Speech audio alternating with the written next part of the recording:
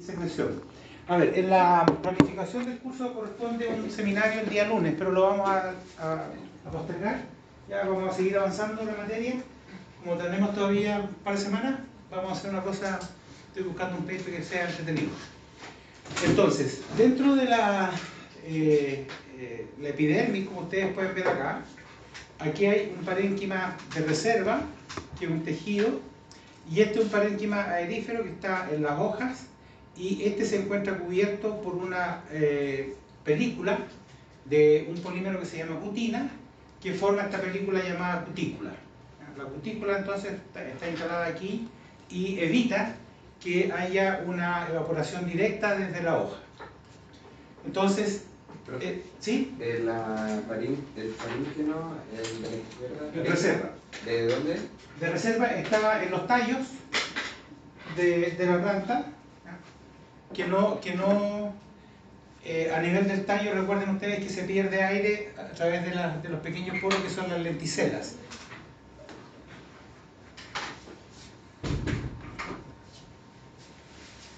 Ahí tienes, o puedes poner acá una silla si quieres. ¿Esta?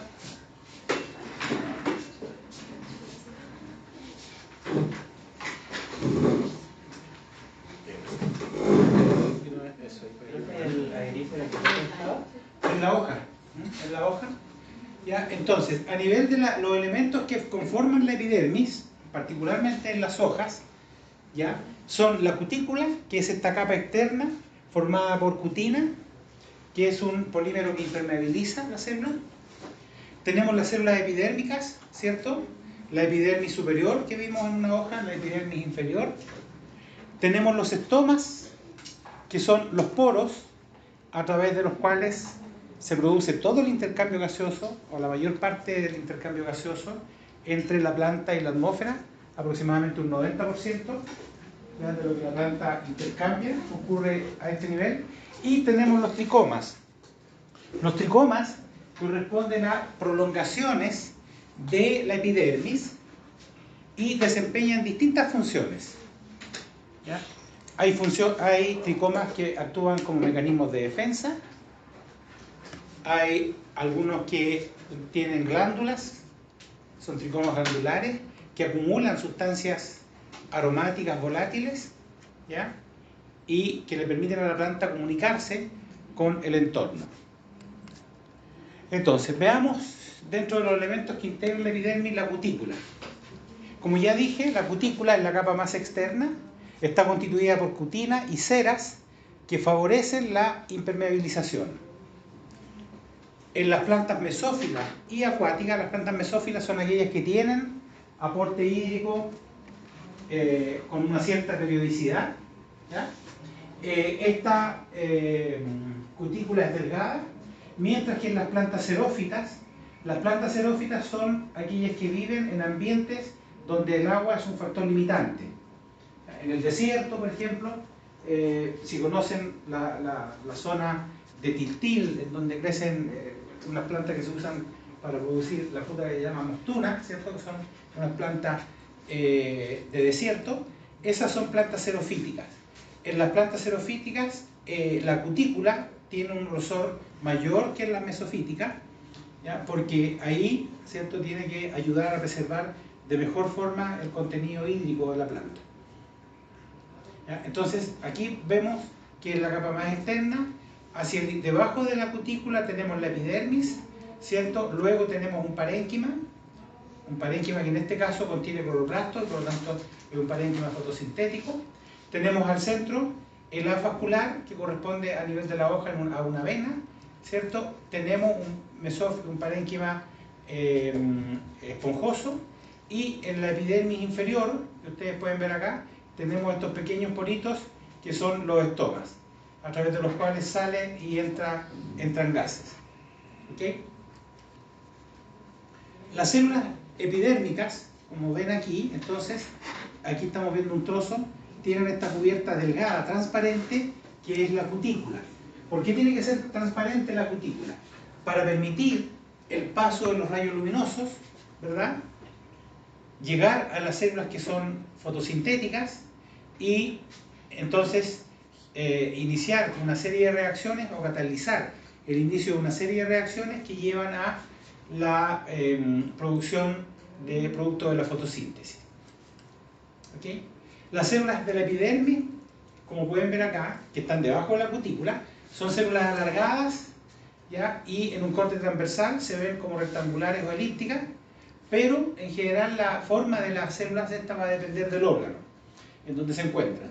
Son células generalmente vivas, poseen una gran cantidad de vacuola, no tienen cloroplastos, excepto en algunas plantas acuáticas, ¿ya? Sí se presentan en la epidermis, particularmente en la epidermis inferior de las hojas, se presentan estos pequeños poros, ¿cierto?, que llamamos estomas.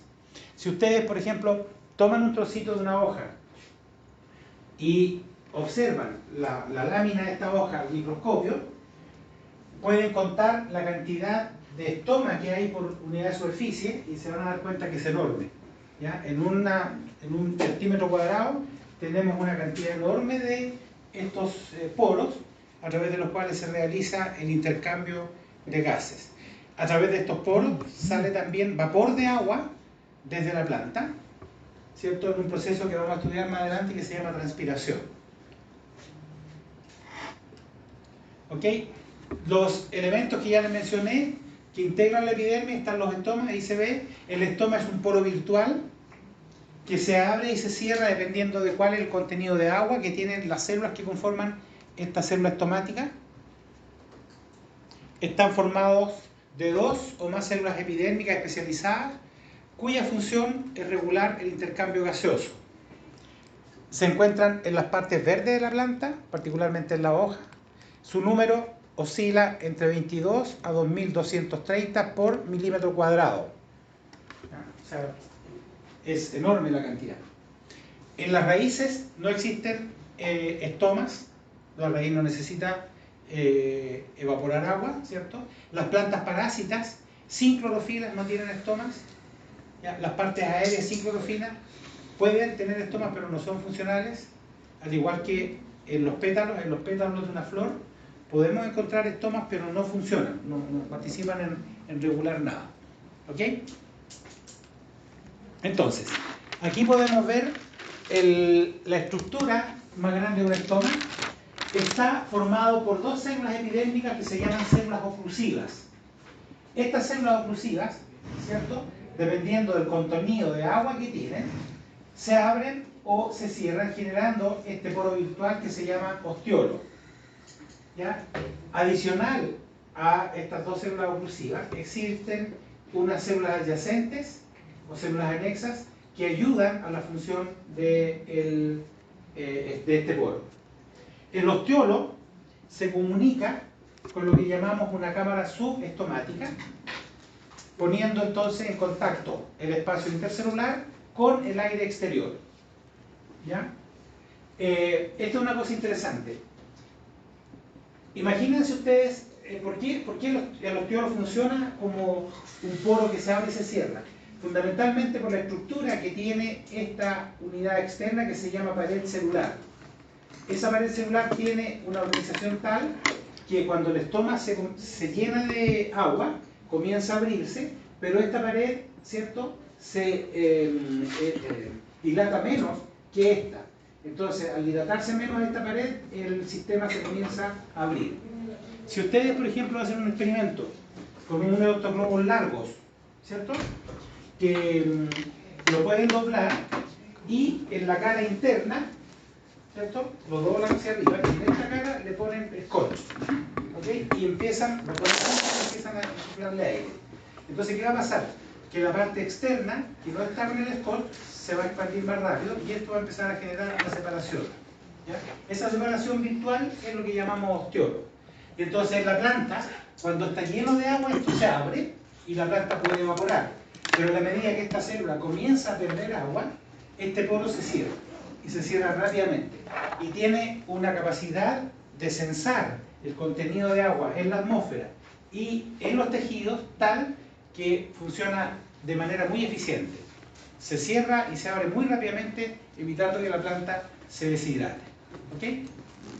Ahí tenemos otra visión de un foro. Por ejemplo, los estomas están cerrados en la noche, se abren por efecto de la luz. ¿Ok? Entonces, cuando la gente dice que es malo que uno tenga plantas porque las plantas intercambian gases en la noche, prácticamente no, porque está cerrado la posibilidad de salida. ¿Ya? En la mañana, cuando empieza a abrir el sol, ¿cierto? A iluminar el sol, los estomas comienzan a abrirse, y al mediodía, normalmente en esta época que hace calor, las plantas se ven un poco marchitas, ¿cierto? Cuando una planta se ve un poco marchita, es porque ha perdido más agua de la que es capaz de absorber, o de la que pudo absorber. ¿Ok? Y entonces, en ese momento, la planta cierra los estomas. Al cerrar los estomas, evita seguir perdiendo agua, ¿cierto? Y de esa manera, entonces, regula su condición hídrica.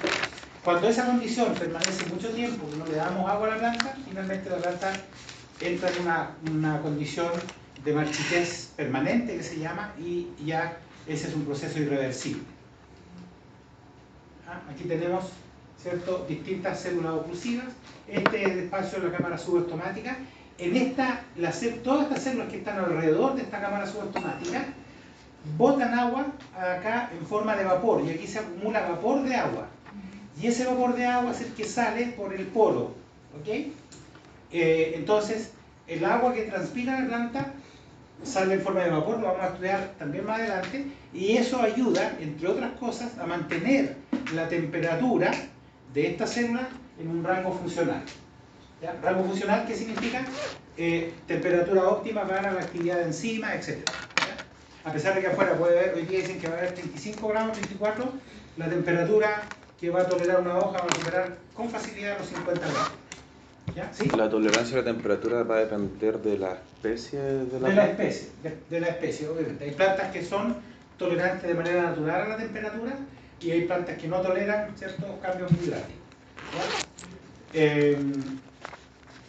Otros elementos que integran la epidermis son los tricomas, y aquí ustedes pueden ver distintos tipos de tricomas. Este es un tricoma, como pueden ver, es una prolongación de la epidermis, es una célula epidérmica que se modifica y genera este tricoma que actúa como una espina, ¿cierto? Claramente, ese tricoma tiene una función defensiva frente a herbívoros, ¿ya? A organismos herbívoros que van a ir a consumir. Acá tenemos otro tipo de tricomas, ¿cierto? También una prolongación, y aquí tenemos un tricoma formado por más de una célula. En algunos casos, estos tricomas son glándulas, como estos que están acá, y liberan sustancias que son volátiles. ¿Ya? La forma, estructura y función de los estomas de los tricomas, son diversos. Algunos son pelos, también otros papilas, hay escamas, pelos absorbentes en las raíces, etc.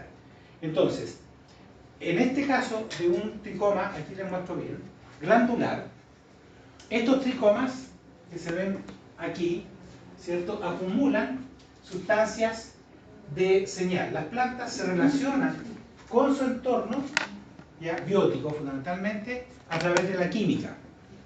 ¿Qué significa esto? Que producen moléculas que les permiten controlar lo que llamamos su metro cuadrado. ¿Verdad? Si a cualquiera de nosotros nos molesta el compañero que tenemos al lado, nos paramos y nos cambiamos de sitio. ¿Sí? Si una planta tiene una planta al lado que la molesta, positiva o negativamente, la planta no puede hacer nada, no se puede mover, ¿cierto? Entonces tiene que buscar una forma. Entonces, ¿conocen ustedes la ruda? ¿Sí? Sí. ¿A quién le gusta el aroma de la ruda? ¿Sí? ¿A quién más? ¿A quién le molesta el aroma de la ruda? Me molesta. Me molesta, ya. Es Bueno, fuerte. esa es si uno hace una encuesta, ¿cierto?, de gente que conoce la ruda, hay más o menos un 50% de gente que le gusta y gente que no le gusta. ¿Y por qué les planteo esto? Porque ya les he comentado que las plantas son la principal fuente de perfumes que se usan, ¿cierto? Y los perfumes, ¿para qué los usamos? ¿Para qué usamos perfumes? ¿Ah? Para no ¿Qué bañarse. significa oler bien? ¿Qué significa Para oler evitar bien? bañarse. Su baño francés, ¿no? ¿Qué significa oler bien? Tapar nuestros propios olores. Igual depende. Pero lo que estoy diciendo, ¿cierto? Lo que hacemos cuando usamos un perfume, estamos apantallando nuestros propios perfumes o aromas, Sin bañar. ¿verdad? Que entre paréntesis eso es lo que se denomina en términos biológico las feromonas, ¿cierto? Nosotros producimos feromonas, las plantas producen feromonas para interactuar con el ambiente, ¿sí? Entonces, cuando uno usa un perfume, ¿verdad? Pasa lo que pasa con lo que planteé de la ruda. Un perfume que a mí me puede gustar, puede que a ustedes les caiga pésimo y les moleste, o al revés, ¿sí? Entonces, en el caso de la ruda libera esa sustancia, ¿ya? Y esa sustancia a algunos herbívoros les molesta y se van y saben que la ruda no es una buena fuente de alimentación. Pero hay insectos que usan la ruda, ¿cierto?, para polinizarla, como veíamos en la clase pasada, y van y se alimentan de la flor y mueven polen de una ruda a otra. ¿Ok? Entonces, es bien simple el proceso. Eso se libera a través de esta sustancia, de estos tricomas. ¿Qué pasa con la albahaca, la menta? Es lo mismo, ¿ya? Esas sustancias aromáticas están localizadas en estas estructuras, ¿ya? Y se liberan cuando las tocamos, ¿ya? Hay otros casos en que las sustancias, por ejemplo el eucalipto, ¿verdad? Si ustedes pasan debajo de un árbol de eucalipto, de un pino, van a sentir aroma. ¿Por qué? Porque eso están liberando permanentemente estas sustancias aromáticas. En el caso de la naranja también tiene un cierto aroma, pero no son sustancias volátiles, ¿ya? La naranja, ¿cuándo percibimos el aroma? O el limón, cuando rompemos la estructura, ¿cierto? Cuando rompemos la cáscara. Y ahí se libera el contenido que está a nivel de la célula. ¿Ah? Entonces hay dos tipos de forma como sabemos qué es lo que tiene una planta. Entonces, los tricomas son prolongaciones de la epidermis que le entregan a la planta una serie de facilidades en cómo interactuar con el medio. Defensivamente, fíjense ustedes esta espina, ¿cierto?, que va a molestar a cualquier herbívoro si muerde una hoja. Defensivamente, ¿cierto?, a través de la química. Ya les voy a mostrar cuando estudiemos interacción planta-insecto, por ejemplo, que hay plantas que liberan ciertas sustancias que atraen a organismos que parasitan a otros insectos. Hay insectos que se comen una planta. Por ejemplo, una larva se está comiendo una planta, la planta frente a esa condición libera una sustancia aromática que atrae a una avispa, ¿cierto?, que va y encuentra la larva esa y le pone un huevo, o varios huevos. Y al final, ¿qué hacen esas larvas? Se ponen por dentro esta larvita del insecto se comen a la larva grande. ¿Y qué logra la planta? Evitar que se la coman, ¿ya? Entonces, a través de esto, de la química, las plantas van produciendo o van generando formas de defenderse. Profe, ¿Sí? ¿pueden producir sustancias así como nocivas o tóxicas para un ser vivo? También. O sea, parte de la historia nuestra, ¿cierto? Allá tienes esto.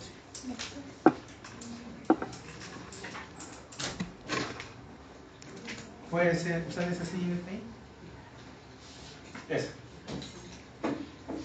Entonces, la historia nuestra muestra, ¿cierto?, que desde que el hombre empezó a domesticar las plantas se dio cuenta que había plantas que le servían como alimento, ¿cierto? A los sacerdotes había plantas que les servían para hacer que la gente viera lo que quisiera, los alucinógenos. Los chamanes. ¿Sí?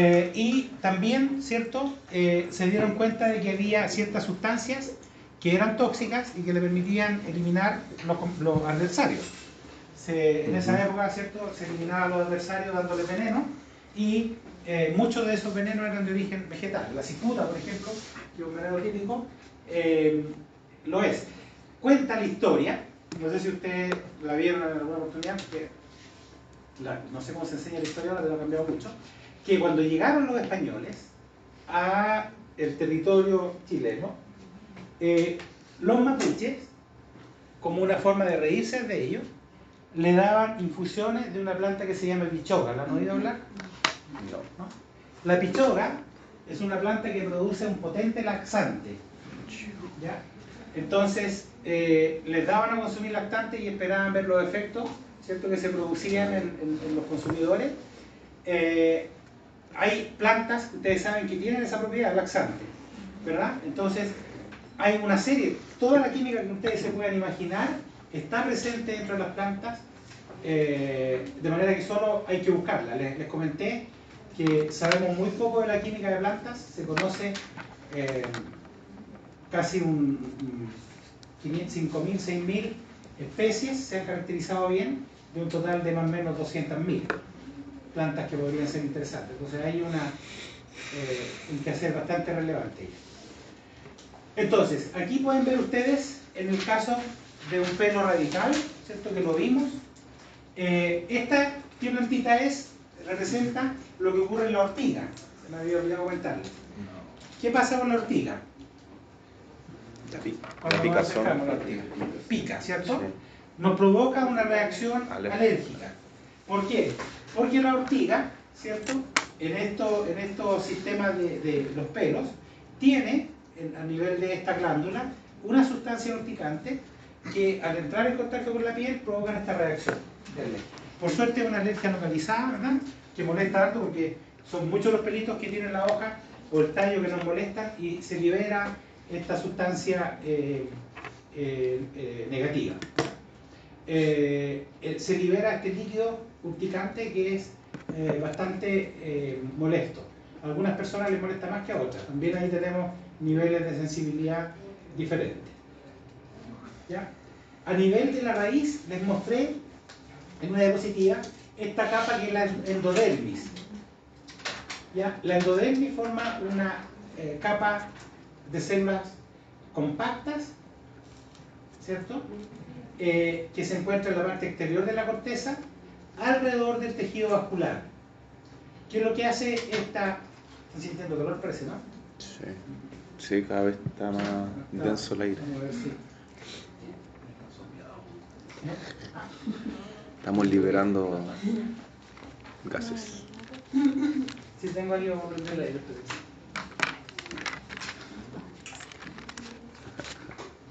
Es que llegó la paz. Se puso denso el ambiente. No responde tampoco, no sé qué le pasa. No responde. No he visto, pero Tampoco he visto. le he hablado y no pesca. No sé qué le pasó. Concha. Si me da frío, Está ocultando su cara. Ahora despertó así en Miami, así. Con Me la robaron montaña. la cápsula del sueño.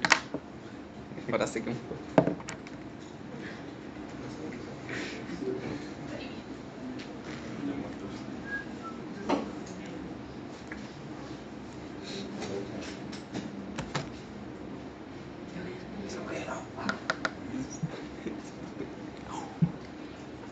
Lo voy a cortar. corta la corta. Mía, te queremos.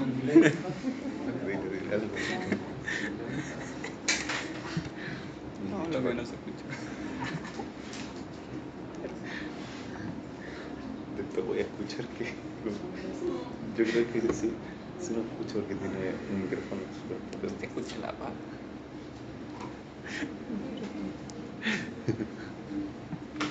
Yo sabía que para mí que estoy preguntando cómo subir el audio a YouTube es medio complicado porque tenés que pasar el audio a video y ahí podéis subirlo a YouTube. Yo no cachaba, yo también tengo que subir mi parte. Yo ayer subí el primer video, no sé si lo viste. No, no lo vi.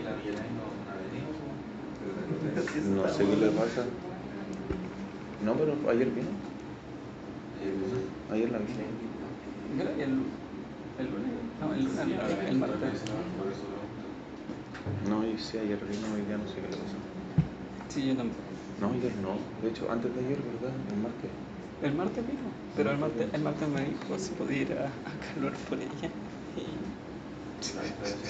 ¿Por qué no iba a venir?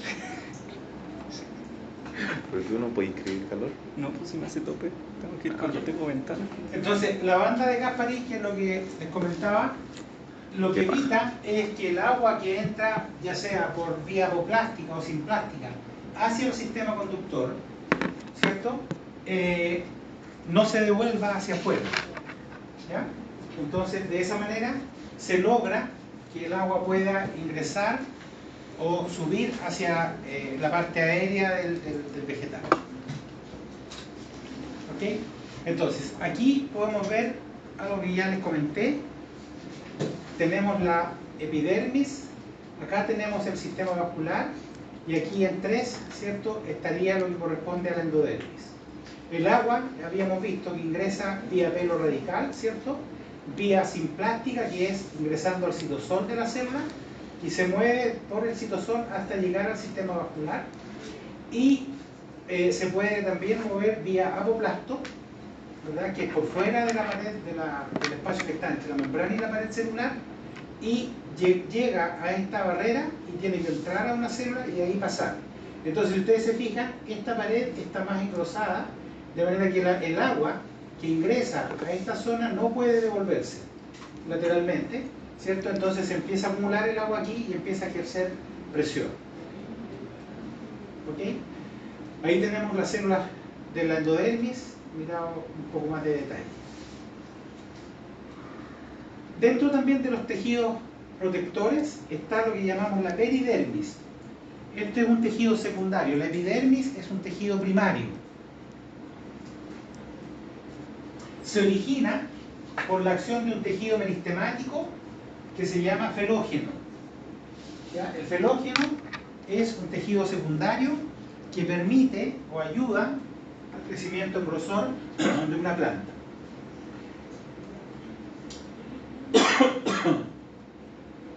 Por lo tanto, la peridermis reemplaza a la epidermis.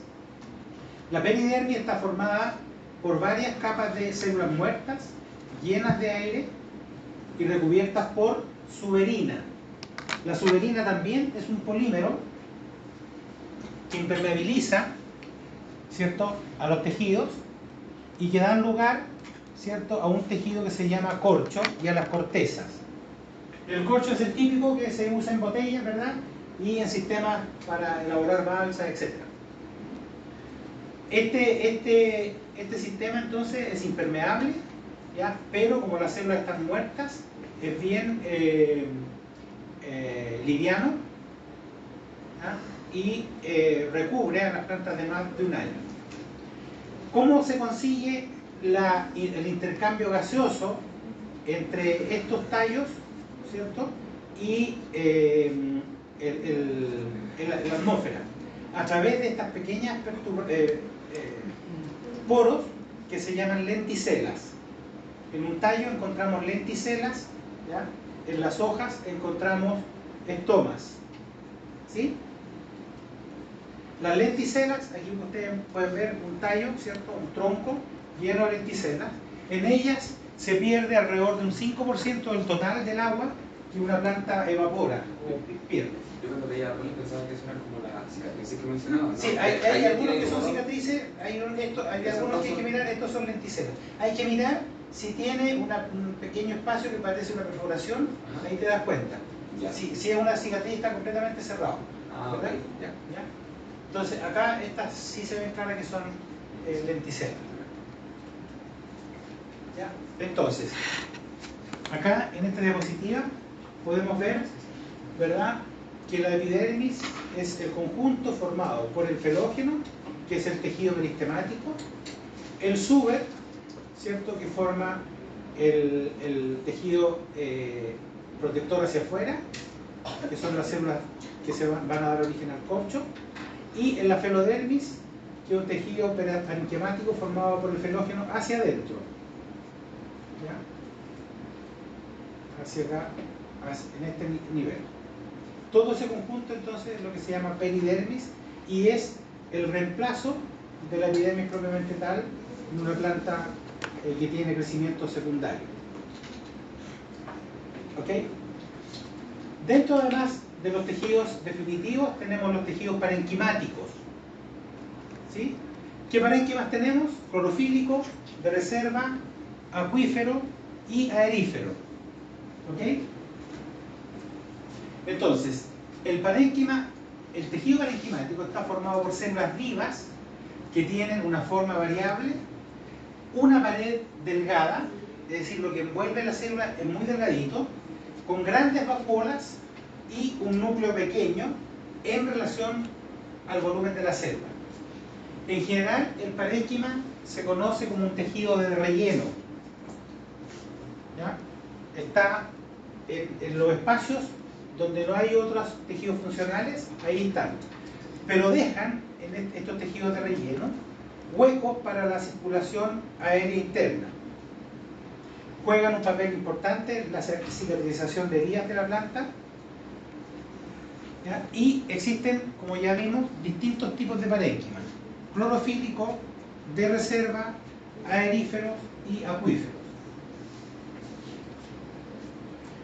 El parénquima clorofílico, aquí lo pueden ver ustedes, se caracteriza por la presencia de un pigmento que se llama clorofila. ¿Ya? La clorofila es el pigmento que le da el color verde a la hoja. ¿Ok?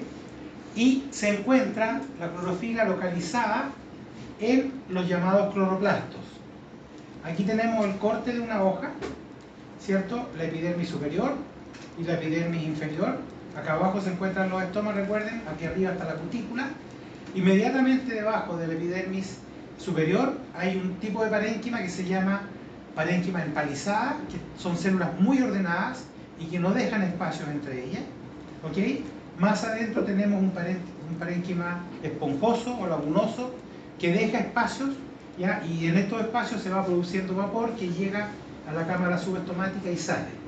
¿Ok? Y ustedes pueden ver entonces que tanto el parénquima empalizada como el parénquima esponjoso contiene estas estructuras que se llaman cloroplastos. ¿Ya? Aquí podemos ver una foto en microscopía, ¿cierto? Una microscopía simple, en donde podemos ver que los cloroplastos no están distribuidos normalmente en forma uniforme en la superficie, sino que están distribuidos más bien en los bordes, ¿ya? Y generan un movimiento siguiendo los minuteros de un reloj que se llama ciclosis.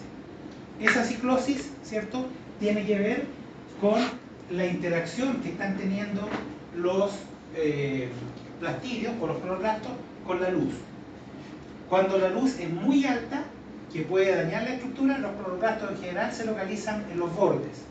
Cuando la luz es baja, tienden a ocupar toda la superficie para aumentar la capacidad de absorción de luz. ¿Okay? En este cloroplasto, en este organelo chiquitito, se realiza la fotosíntesis. Pero como existen tantos cloroplastos por célula, ¿cierto?, el resultado del proceso es altamente eficiente. ¿Ya? Aquí vemos una foto de los parénquimas. El parénquima empalizada, como lo ven acá, prácticamente no deja espacios, ¿ya? Uno al lado de otro, y el parénquima esponjoso sí deja espacios, ¿cierto? Tienen muchos cloroplastos y a través de este circula aire. Tenemos parénquima de reserva. El parénquima de reserva está formado por células especializadas en acumular en el interior de sus vacuolas sustancias de reserva para la planta, como por ejemplo almidón o grasas. El parénquima de reserva es abundante en la corteza de los tallos, en semillas, tubérculos y en raíces carnosas. Por ejemplo, esto podría ser perfectamente un corte de un tubérculo como la papa, ¿cierto?, en que esta es la célula y vemos lleno de parénquima, tejido parenquimático, que están almacenando almidón. Lleno de almidón. Si hacemos un corte en una oleaginosa, ¿cierto?, una planta como la maravilla, el raps, que acumulan aceite, vamos a ver que está llena de sustancias de naturaleza grasa, ¿cierto?, que dan origen a los lípidos. ¿Ok? Acá ven ustedes cómo podemos reconocer la presencia de almidón en una célula con una sustancia que se llama Lugol, que es en base a yodo, una solución de yodo, ¿cierto? Ustedes tiñen un trocito de papa y les da una coloración intensa, color casi morado. Tenemos el parénquima aerífero o aerénquima, que forma grandes espacios intercelulares para la circulación y el almacenamiento de aire. Está situado en tallos y hojas emergidos o flotantes de plantas acuáticas o semiacuáticas, ¿cierto? Este tipo de parénquima permite que la planta pueda flotar, ¿cierto?, y poder establecerse en sistemas de agua libremente. También, a través de este parénquima, ¿cierto?, que tiene estos espacios, el aire atmosférico circula y llega a las raíces. Las raíces, cuando están en contacto con agua, el agua muchas veces tiene bajo nivel de oxígeno. Y como las raíces o las células, todas las células necesitan oxígeno para el proceso de respiración, ¿cierto? Si no hay oxígeno, comienzan a sufrir periodos de anoxia. ¿Okay? Cuando una planta la regamos en exceso, ¿ya? Y la regamos, ¿qué es lo que pasa, por ejemplo, muchas veces con los cactus, que tienen poca capacidad de pérdida de agua, ¿cierto? La raíz está saturada, pierde capacidad de oxígeno y se empieza a morir la planta. ¿Ya? Se empieza a morir porque no tiene cómo, no puede respirar a nivel celular. ¿Okay? Entonces, este es un aerénquima. El aerénquima, ¿cierto?, está formado por células de forma variada, frecuentemente en forma de estrellas, ¿cierto?, dejando grandes espacios intercelulares que pueden constituir o representar estas cámaras que se forman el 70% del volumen del órgano, de la célula. ¿Ya? Mayormente espacio. El parénquima acuífero posee grandes espacios para almacenar agua. Este parénquima se encuentra en las plantas que llamamos crasas o suculentas. El aloe vera, ¿lo conocen? ¿Sí? El aloe vera es una suculenta. ¿Sí? ¿Ya? Las tunas, que les comenté antes, son suculentas. Entonces, en estas plantas, el agua, ¿cierto?, se almacena en este tipo de células, que es el parénquima acuífero, y permiten que la planta pueda mantener esta condición. Esta agua no está en forma libre, está en una forma de gel, ¿cierto? De manera que es difícil que la planta pueda salir con facilidad. Además, en estas plantas, ¿cierto?, las hojas están modificadas y tienen una forma de espina. Las plantas que tienen la parénquima acuífera. Las suculentas, ¿cierto?, en general tienen algunas espinas para reducir la superficie de pérdida de agua. Pero no por el hecho de tener el parénquima acuífero. No, el parénquima acuífero se encuentra en esas plantas, ¿cierto?, que viven en estos ambientes donde no hay agua suficiente. Entonces acumulan el agua del suelo, la retienen en forma de gel, ¿ya? Y el almacenamiento de esa agua está en esta célula acuífera. ¿Ya?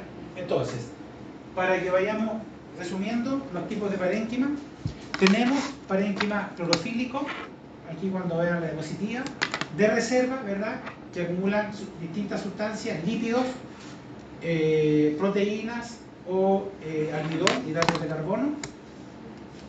Acuífero, ¿cierto?, que son estas células parenquimáticas de sistemas que viven que retienen agua. Y el aerífero, el parénquima, ¿cierto?, de plantas acuáticas, en donde se necesita intercambio de aire y también se necesita aire para generar estas cámaras que le permiten flotar a la planta, ¿no?, para que no se hunda. ¿Ok? Vamos a ver ahora los tejidos definitivos que participan como sostén de la planta. ¿Cuáles son estos? Básicamente dos: colénquima y esclerénquima. ¿Ya? Vamos a ver que la principal diferencia entre estos dos tipos celulares es que las células del esclerénquima son células muertas, al igual que el xilema, y las células del colénquima son células vivas. ¿Ya? Las células del colénquima son células que le entregan a la planta cierta flexibilidad, hacen que la planta sea flexible, el órgano en donde se encuentran sea flexible, y las células del esclerénquima son resistentes. ¿Ok? ¿Y cuáles son las que tienen células muertas, las colénquimas? El esclerénquima. Las Esclerénquimas son células muertas. Ya. Entonces, ¿cuáles son las principales funciones del tejido de sostén? Tienen como función mantener erguidas las partes blandas del vegetal y darle consistencia y rigidez. Sus células poseen pared muy engrosada, a veces reforzada con lignina, a veces con una gran cantidad de celulosa. A ver, las células del colénquima son células ricas en celulosa, mientras que las células del esclerénquima son células que tienen lignina. ¿Ya? Lo comentamos. Las células o los tejidos ricos en celulosa son tejidos blandos. ¿Ok? Los tejidos que contienen lignina son tejidos duros. ¿Sí? Y por eso que el esclerénquima es un tejido que da resistencia, ¿cierto? Mientras que el colénquima es un tejido que da elasticidad. ¿Ok? Entonces, son frecuentes en vegetales arbóreos más que en los herbáceos. Proporcionan consistencia y rigidez a la planta. Ya vimos que existen, ¿cierto?, dos tipos de tejidos, colénquima y esclerénquima. El esclerénquima es un tejido complejo, mientras que el colénquima es un tejido simple. Tejido simple es aquel que está formado por un único tipo de células. ¿Ya? Por ejemplo, la epidermis tiene un puro tipo de células. El tejido vascular es un tejido complejo porque está formado por dos tipos de células, xilema, floema. Y el esclerénquima también es un tejido complejo porque está formado por tres tipos celulares. Las fibras, que son células alargadas, hay fibras del xilema, por ejemplo, que constituyen parte del tejido conductor, y las esclereidas, o células pétreas, que son cortas y muy lignificadas y que se encuentran en los frutos. ¿Okay? No sé, ya han aparecido tantos tipos de pera. La pera de agua, ¿cierto?, de repente tiene unas cosas que son duras, o a veces el zapallo aparece con unas durezas, un tamaño de zapallo aparece una dureza. Eso corresponde a un grupo de células pétreas que son tejido esclerenquimático. ¿Ya? En el caso de la pera y en el caso del zapallo uno lo visualiza de repente. ¿Okay? Entonces, el colénquima, como dije, está formado por células vivas alargadas, cuyas paredes, ¿cierto?, en algunos puntos están reforzadas por celulosa, no de lignina, lo que le da cierta resistencia y elasticidad. ¿Qué significa elasticidad? Imagínense ustedes un árbol, ¿cierto?, que está expuesto a vientos. Cuando el viento toca el árbol se dobla, ¿cierto?, no haciendo resistencia. Eso es flexibilidad. Cuando pasa el viento vuelve a su condición. Si ustedes conocen el sur, ¿cierto?, en la zona de la Patagonia, todos los árboles tienen una inclinación por efecto de los fuertes vientos. No pueden volver porque es tanto el viento que no se alcanzan a recuperar.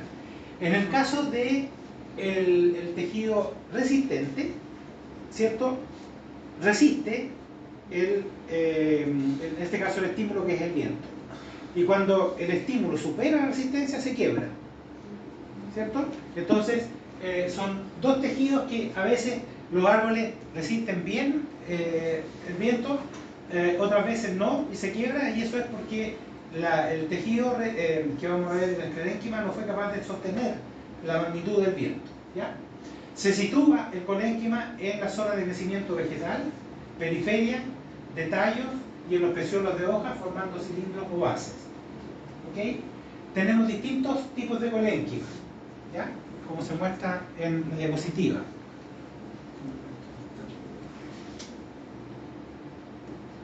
¿Ya? Tenemos un colénquima angular que forma cortes transversales, ¿ya? Y tenemos el colénquima laminar, que está puesto aquí como una lámina, y tenemos un colénquima, no, estos son angulares, y esto es un colénquima tangencial.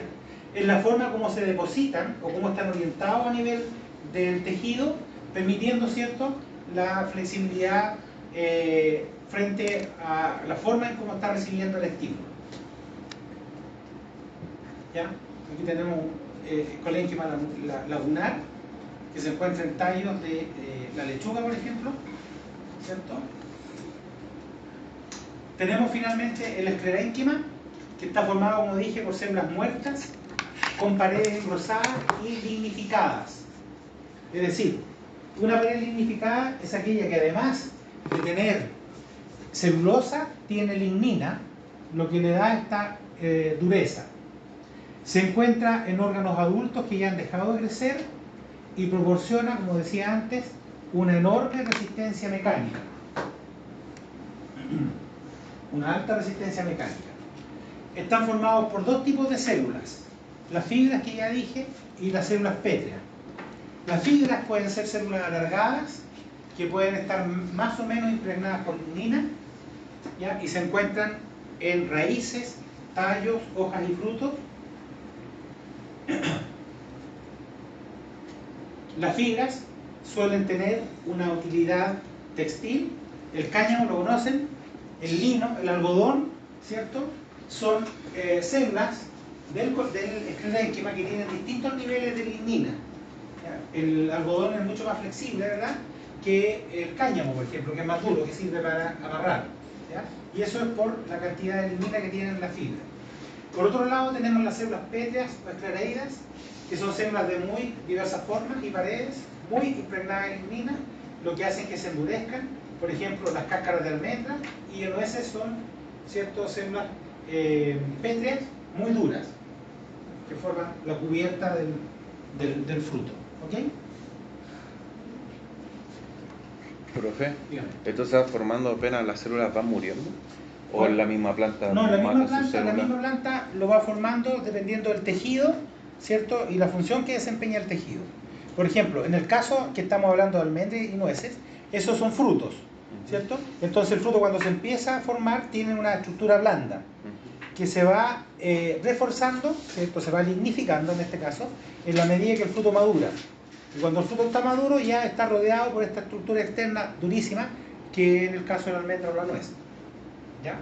El caso de la almendra es mucho más duro que el de la nuez, es mucho más duro que el de una almendra. ¿Sí? Es mucho más romper una cáscara de una nuez que de una almendra. ¿Ya? Aquí tenemos las fibras que les comentaba antes, estas fibras que van a estar localizadas de distintas formas. Aquí van a ayudar a dar resistencia al tejido en el cual están localizadas. Aquí tenemos las esclereidas, ¿verdad?, que son formas celulares que están localizadas en los tejidos en donde van a dar resistencia al órgano en donde se encuentran. Entonces, ¿cuáles son las diferencias de colénquima versus esclerénquima? Aquí van a tener una buena ayuda. Son tejidos desdiferenciables, es decir, ¿se acuerdan que en la clase pasada les hablé que las células vegetales son totipotenciales? ¿Sí? Tienen la capacidad de ser totipotenciales, que pueden dar origen a una planta completa, ¿sí? Entonces, una célula viva se puede desdiferenciar y formar una planta completa.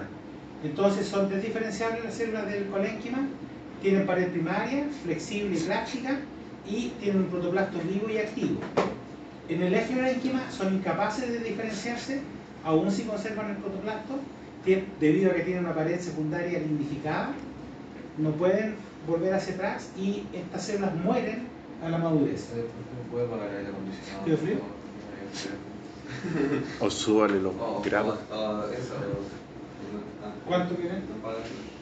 33. Ah, no. 24, no. ¿Te gusta el verano, Paz? 35 al toque. Sin verano.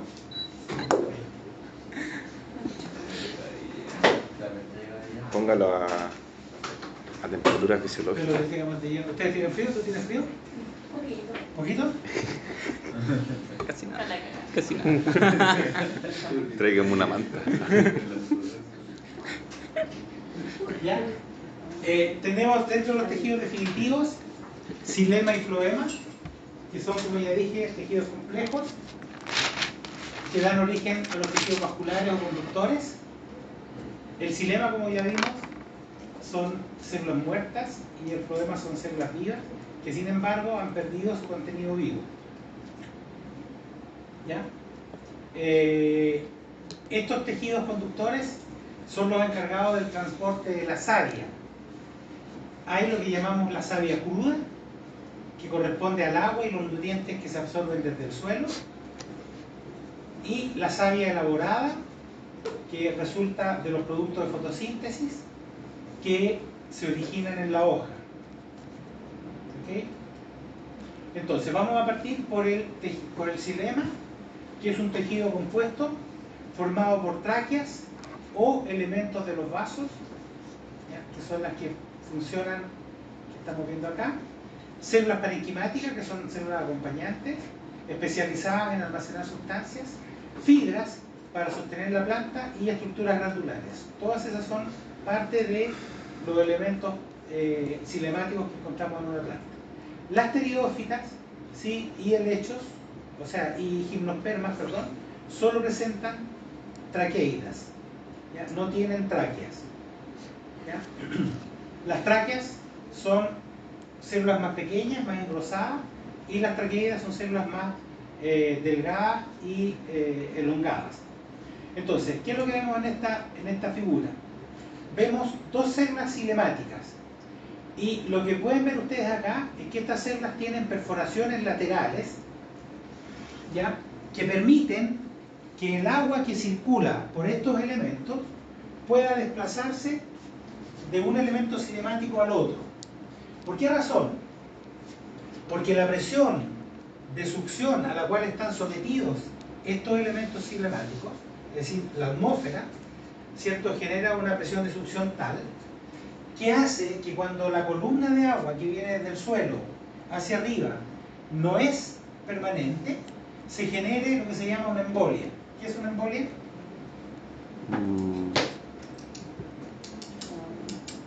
¿Qué es una embolia? Como algo que se atasca, no sé. No afecta a nosotros, ¿cierto? Aire en las venas, ¿sí? Entonces, ¿qué es lo que pasa?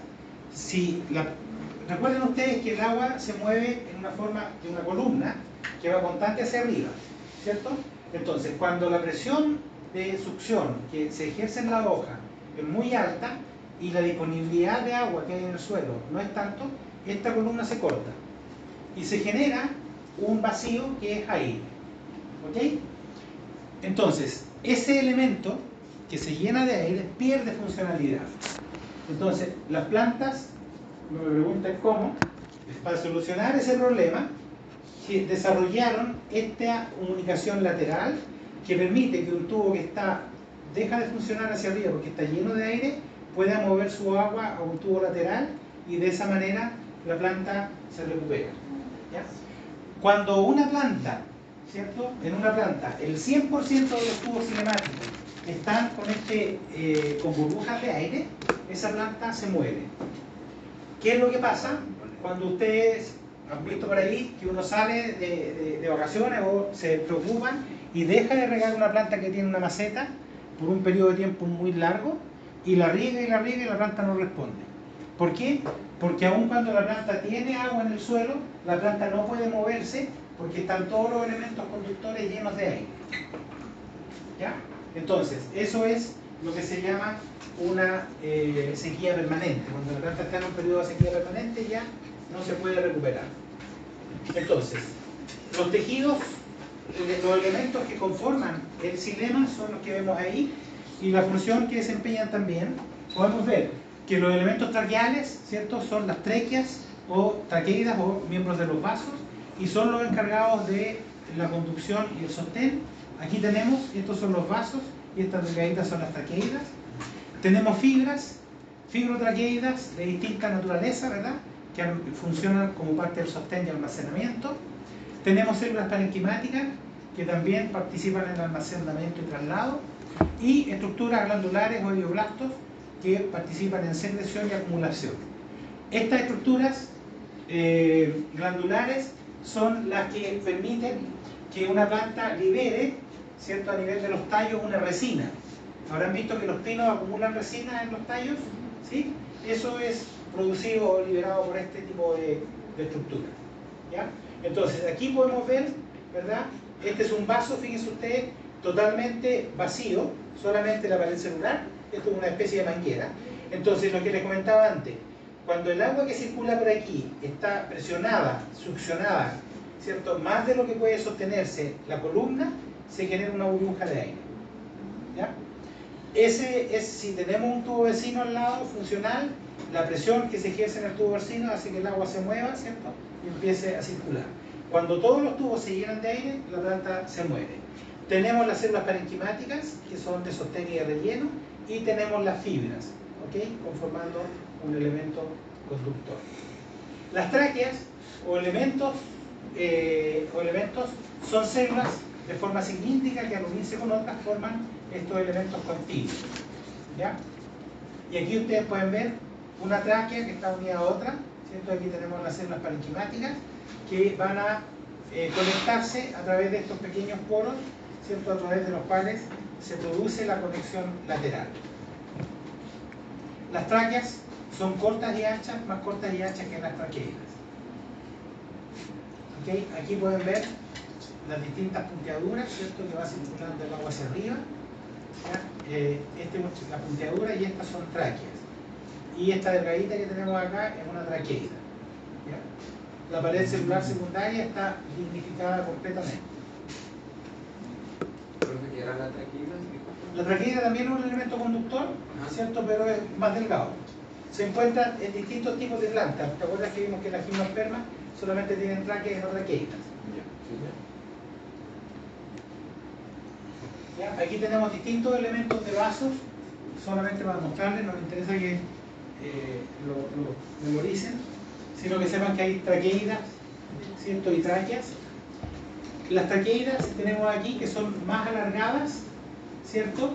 Con tabiques transversales, muy oblicuos, siempre provistos de punteaduras que permiten el intercambio lateral. Son más primitivas las traqueidas y menos eficaces en la construcción de savia bruta. Son menos eficientes en el transporte de agua. Vamos a revisar. Las células parenquimáticas que están formando se comunican con tráqueas y traqueidas a través de punteaduras, ¿ya? Y proporcionan solutos a los elementos conductores, aminoácidos, hormonas, sales, etc. Y algunas almacenan sustancias de reserva. Estas células parenquimáticas no tienen, pueden tener o no cloroplastos, ¿ya? Y son células que acompañan la función del tejido complejo. ¿Ya? Ahí tenemos lo que ya hemos visto antes, la organización de un tejido del sistema parenquimático, etc. Y finalmente tenemos acá el floema, que es el encargado de transportar desde la hoja, ¿cierto?, hacia el resto de la planta los productos de la fotosíntesis. ¿Ya? El floema, las células del floema se comunican en forma longitudinal, ¿cierto?, a través de esta estructura que se llama una placa cribosa. ¿Ya? Esta placa cribosa, ¿cierto?, une células cribosas que no tienen núcleo y que al unirse forman un tubo criboso. ¿Okay? ¿Qué es lo que ocurre en invierno? En invierno, las plantas que pierden las hojas, esta placa cribosa se cubre de un polímero para evitar que haya movimiento. La planta no necesita y se queda acumulado, de manera que cuando se produce la activación en primavera, ¿cierto?, las ramas y tallos jóvenes tienen sustancias de reserva que pueden usar para desarrollarse. ¿Ya? La otra cosa interesante es que estas células pierden su contenido vivo. Aquí pueden ver ustedes, esta es la placa cribosa, ¿cierto? Y no tienen núcleo ni mitocondria. Por lo tanto, la célula que les entrega energía para la funcionalidad de esta célula es esta célula acompañante que tenemos acá al lado. ¿Por qué requiere energía este elemento floemático? Porque todo lo que entra, es decir, todos los azúcares que ingresan a este tubo o salen desde él, lo hacen mediante transporte activo. El transporte activo necesita energía, ¿verdad? Y por lo tanto, esa energía se la proporciona esta célula acompañante. Una vez que los azúcares ingresan a este elemento, por un problema de concentración, ¿cierto?, se mueven en forma pasiva a través del tubo. Entonces, cuando llegan al lugar de destino y tienen que salir, activamente son tomados por transportadores y movidos hacia el exterior. ¿Okay? Esta es la placa que se tapa, en esta época se comienza a tapar, ¿cierto?, para evitar que todos los azúcares que están en la parte aérea se vayan a las raíces y en primavera no tengan energía las células para desarrollarse. ¿Okay? Vamos a ver que por ahí, por agosto, ya las ramas empiezan a activarse, ¿cierto?, empiezan a aparecer brotes, empiezan a aparecer flores. Y esa energía, ¿cierto?, ese desarrollo requiere energía. ¿De dónde se saca? De los azúcares que están almacenados en otoño. ¿Ok? Entonces, dentro de los elementos que forman el floema, tenemos distintos tipos celulares. Tenemos por un lado los elementos cribosos, formados por células cribosas y miembros de tubos cribosos, que están encargados de la conducción de nutrientes orgánicos a larga distancia. Tenemos elementos extraenquimáticos, que son fibras y esclereidas, que participan en el sostén de la planta, ¿cierto? A veces almacenamiento de azúcares.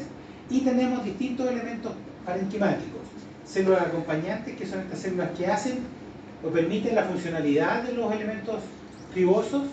Tenemos células luminosas, células parenquimáticas axiales y radiales, que están participando en almacenamiento, y las primeras en carga y descarga de tubos cribosos, ¿cierto?, para un traslado radial.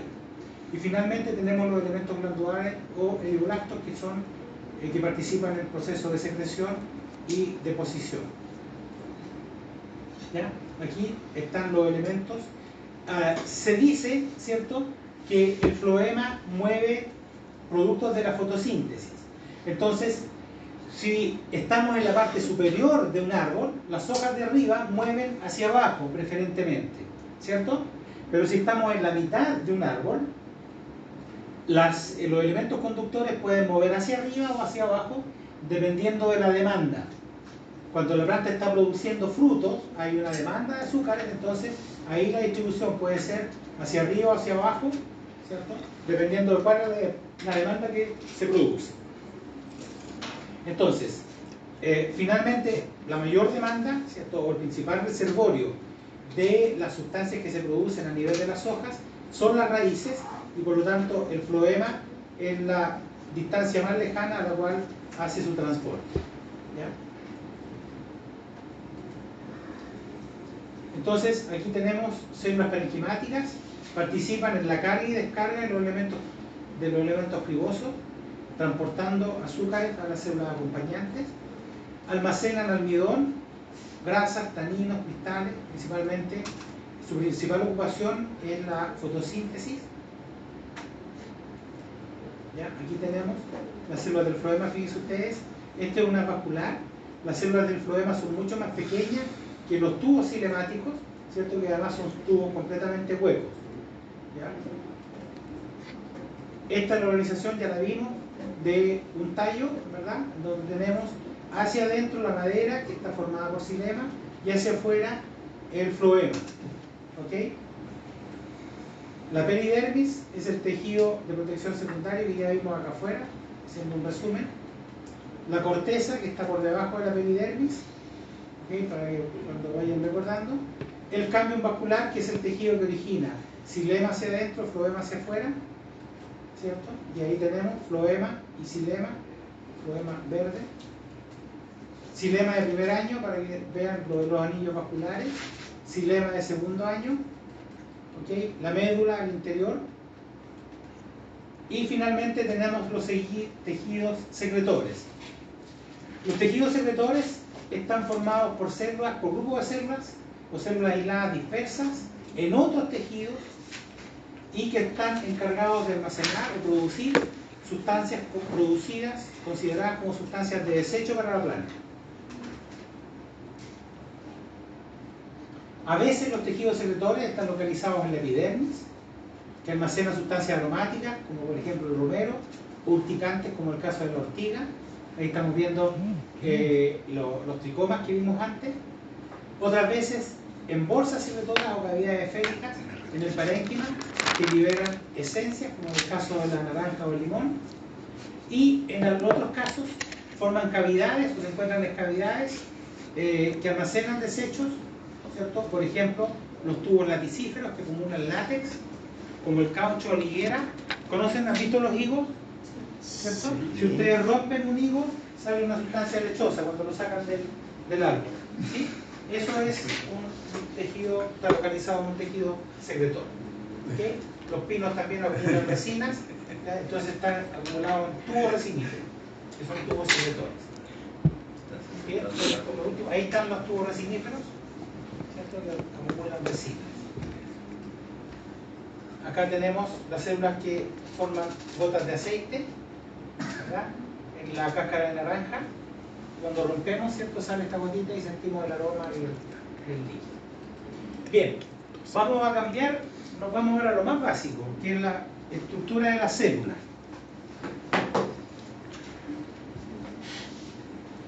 Ya, vamos a estudiar la estructura y función de una célula.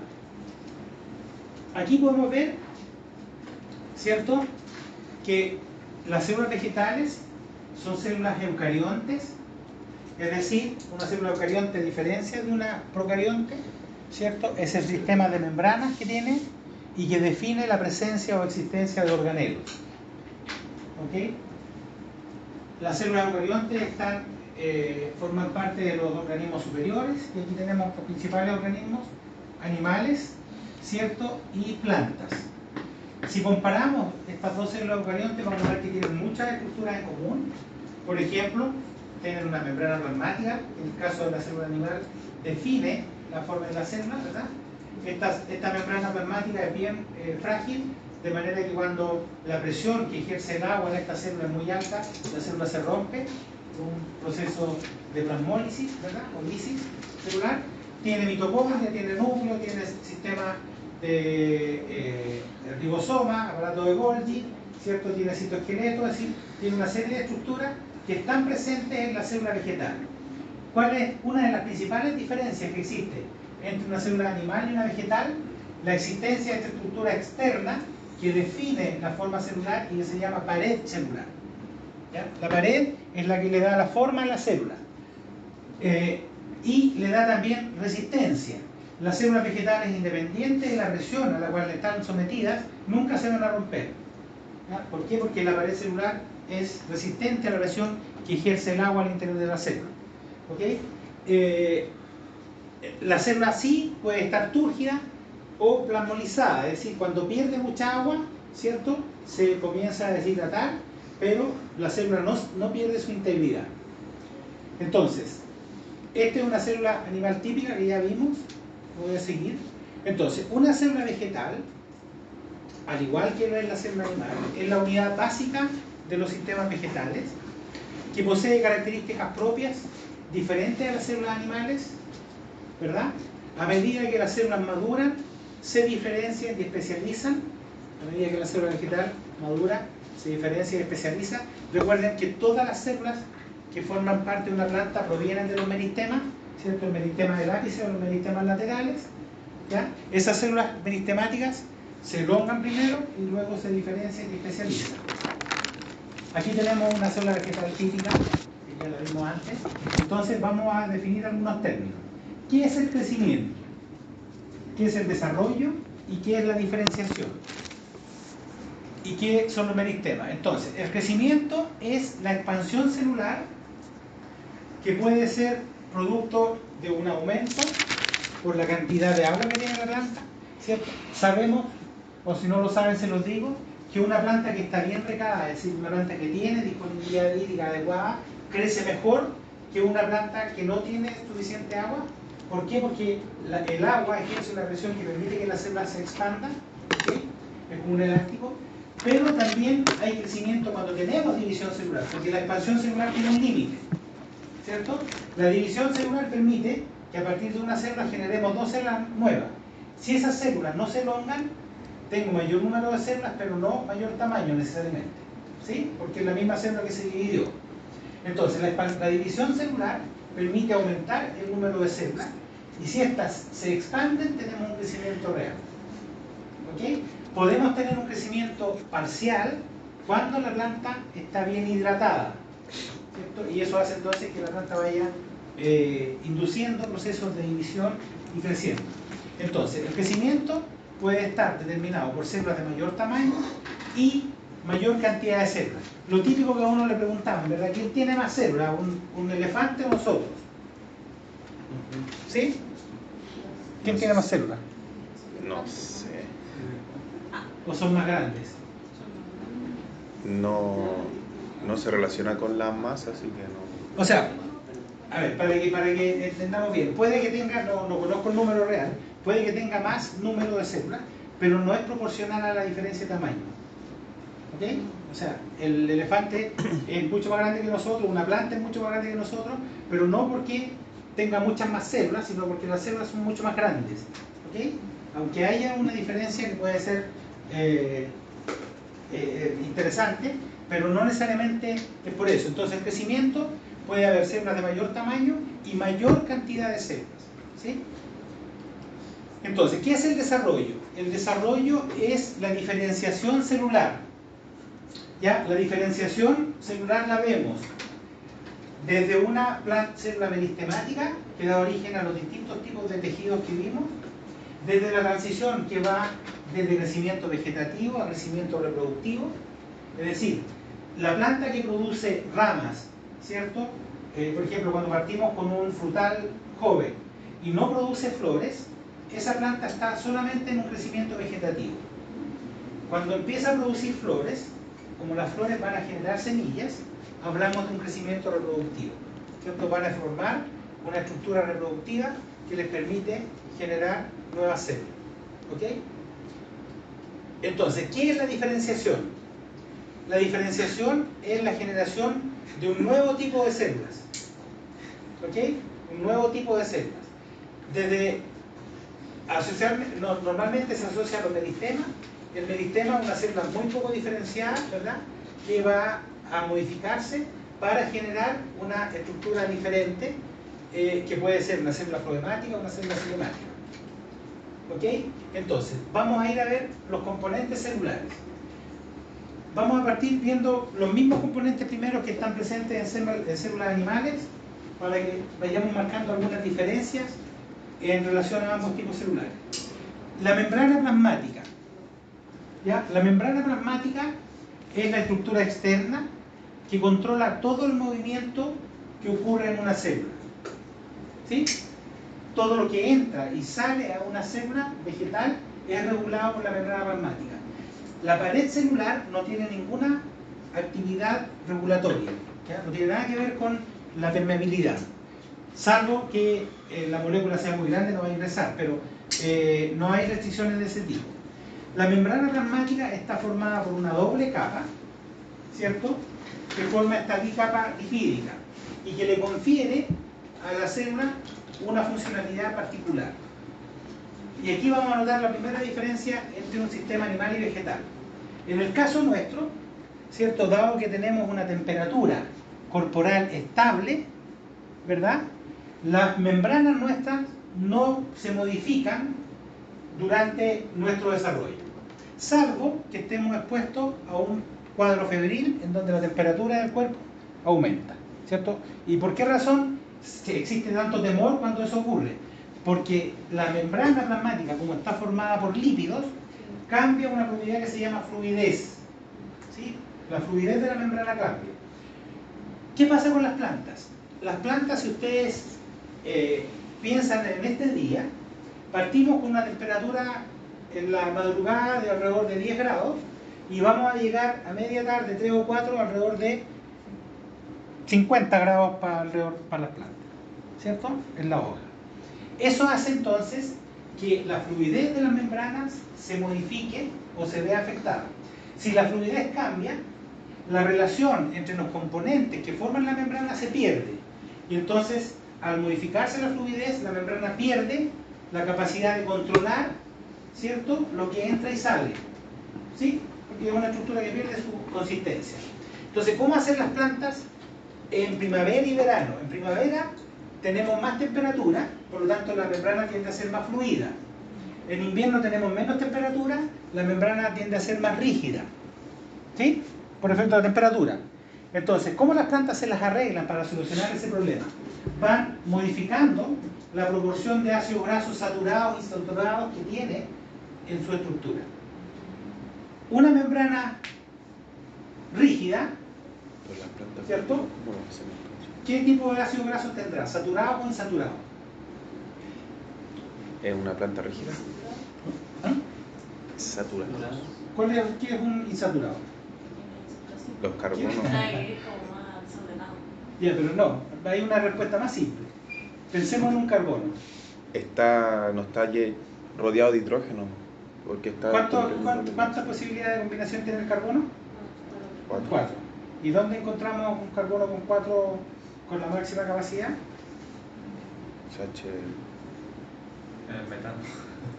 Ya. CH3. Pero lo que quiero decir es lo siguiente, que la saturación depende de la capacidad de enlace que tiene el carbono, ¿cierto?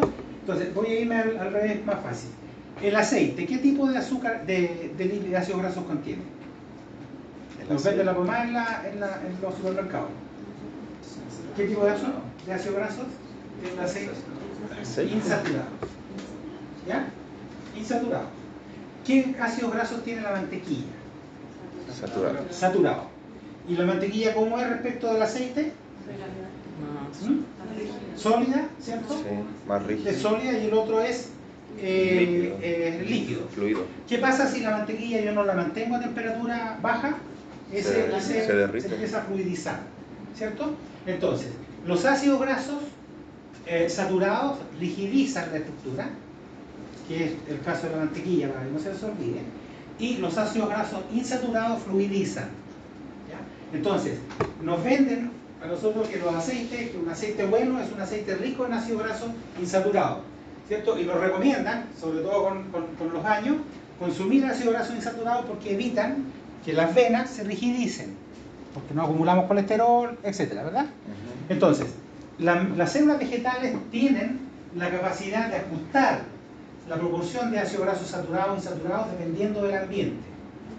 ¿Ya? En términos extremos, en invierno tienden a tener mayor proporción, o en ambiente frío, de ácidos grasos insaturados para evitar que se rigidice, ¿cierto?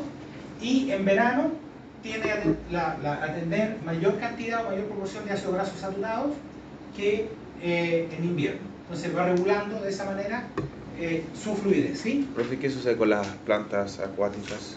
¿Es más estable la temperatura? En las plantas acuáticas la temperatura fluctúa menos, ¿cierto? Que lo que, salvo la parte que está expuesta a la atmósfera, pero fluctúa menos, ¿ya? Nosotros, en un estudio que hicimos hace mucho tiempo en una planta antártica, una de las hipótesis que habíamos postulado era que esta planta, por vivir en un ambiente extremo, tenía que tener ácidos grasos insaturados mucho mayores que una planta que vivía en condiciones no tan bajas de temperatura. Y la verdad es que no encontramos eso, no encontramos. Por lo tanto, sí encontramos que había algunos ácidos insaturados que eran mucho más mayores, pero en términos globales las diferencias no eran muy grandes, salvo ese ácido graso en particular, ¿ya? Que formaba gran parte de la estructura, pero no era mayor proporción de ácido graso insaturado, lo que quiero comentarles. ¿Ya? Entonces, la membrana celular vegetal controla su fluidez, lo que le permite mantener la funcionalidad, ¿cierto? Modificando la proporción de ácidos saturados e insaturados, ¿cierto? En función de cuál es la condición ambiental. Si requiere mayor fluidez, ¿cierto? O requiere menor fluidez, cambia la proporción de ácidos grasos que acumula. ¿Ya? El núcleo, que también está presente en todas las células, dirige toda la actividad celular. Se separa del citoplasma por una estructura llamada membrana nuclear y contiene el material genético o DNA que vamos a denominar genoma. A nivel del núcleo está contenido el genoma de la célula. ¿Ya? Vamos a hacer una clase de genoma más adelante para que también conozcan algunos conceptos modernos. El genoma, ¿cierto? Se refiere al contenido material genético de una célula, ¿cierto? Y que es responsable de las características que esta célula expresa en función del ambiente. Entonces, aquí tenemos la membrana nuclear, ¿cierto? Que está formada por dos capas y contiene estos poros que permiten que entren señales al núcleo y salgan, ¿cierto? Material genético como es el RNA. ¿Ya? Recuerden ustedes que el núcleo activa procesos de expresión de genes de manera muy rápida en una célula vegetal, ¿ya? Porque llegan señales que vienen muchas veces del citosoma. Los cromosomas, ¿cierto?, están en el núcleo y estos cromosomas son los que forman parte del genoma, ¿ya? Contienen instrucciones para los rasgos y características. Una cosa bien interesante, que el genoma de las plantas, a diferencia del genoma de los animales, varía en varias unidades. Es decir, tengo plantas que tienen un genoma muy pequeñito, como Arabidopsis, que es la planta tipo de modelo en biología vegetal y que se expresa en muy corto tiempo. El ciclo de vida de la Arabidopsis son 8 semanas, creo que se los mencioné, mientras que en otras plantas como el maíz el genoma puede ser 6-7 veces más grande. Es decir, el tamaño de la información que contiene el tejido es súper relevante. Eso, ¿por qué se los comento? Porque el genoma es lo que de alguna manera permite la capacidad que tienen las plantas de responder al entorno. ¿Ya? Hay toda una tendencia actual que habla de la inteligencia de las plantas, se lo he comentado, ¿cierto? Como la capacidad que tienen para responder problemas.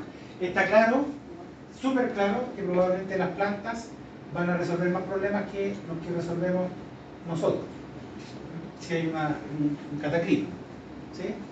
De hecho, la historia del Arca de Noé lo que hace es reflejar eso, ¿cierto? Que las plantas fueron capaces de sobrevivir a la inundación porque no había ninguna planta en el arca, ¿se acuerdan?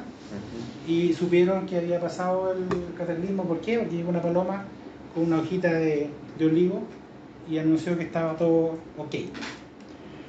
El nucleolo se encuentra dentro del núcleo y contiene RNA que permite generar proteínas, ¿cierto? El citoplasma, que es la otra gran estructura vegetal, es una estructura tipo gel. ¿A qué hora terminamos? ¿A las 10 o 5 para la 1? 15 para la 1. ¿Cuánto? Un cuarto para la 1. Ya, estamos a la hora. Lo dejamos hasta aquí entonces. Yo creo que está medio inquieto.